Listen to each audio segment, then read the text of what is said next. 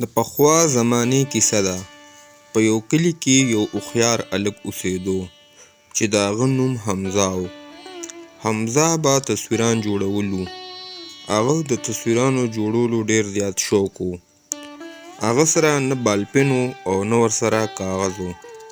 خو هغه به اکثر په ځمکه باندې په لرګي باندې تصویران جوړولو.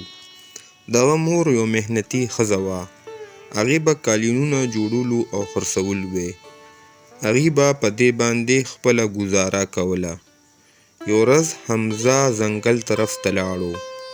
هلته کې هغه ته یو بوډا جادوګر میلاو شو. هغه جادوګر حمزه ته یو پنسل ورکو او ورته وی چې دا یو عام پنسل نه دی، بلکې دا جادو والا پنسل دی. ته چې په دې پنسل باندې څه هم جوړوې، هغه به په رښتیا باندې جوړ شي. خو شرط به دی چې ته به دا صرف په ښو کارونو کې استعمالې. حمزه ډېر زیات خوشحال شو او په خوشحالۍ باندې خپل کور ته راغو. هغه په کور کې په پنسل باندې یوه روټۍ تصویر جوړ کو. په لږ ساعت کې هغه تصویر په حقیقت کې بدل شو او فوراً یوه روټۍ جوړه شوه. هغه روټۍ خپلې مور ته ورکړه چې دا وخوره. مور یې ډېره زیاته حیرانه شوه او خوشحاله هم شوه. د دې نه پس به حمزه په کلي کې د ضرورتمندو خلکو مدد کولو او خلکو ته به یې کپړې، جامې، اوبه او نور د ضرورت سامانونه تقسیمولو. ټول کلی ډېر زیات خوشحاله و. خو په دې کلي کې یو لالچي سړی اوسېدو چې د هغه نوم کریم و. کریم ته د حمزه د پنسل باره کې پته ولګېده او هغه د دې پنسل په ټولو منصوبه جوړه کړه. یو شپه هغه په پټه باندې د حمزه کور ته راغو او پنسل یې ترې پټ کړو.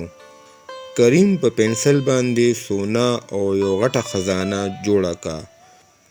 خو چې څنګه هغه خزانه جوړه کړه، په دې کې په هغې کې یوه دماکه وشوه او هغه ټوله خزانه په ایرو کې بدله شوه. او په لږ ساعت کې هماغه بوډا جادوګر بیا راغو. هغې بوډا جادوګر کریم ته ووی چې دا پنسل ستاسو غوندې خلکو دپاره نه دی، بلکې دا د نیک خلکو دپاره دی. هغه د کریم نه پنسل واپس واغستو او حمزه ته یې واپس ورکو. او حمزه ته یې ووی چې دا پنسل د ستا دپاره دی، ځکه چې ته یو نیک انسان یې او ته دا پنسل په ښو کارونو کې استعمالې.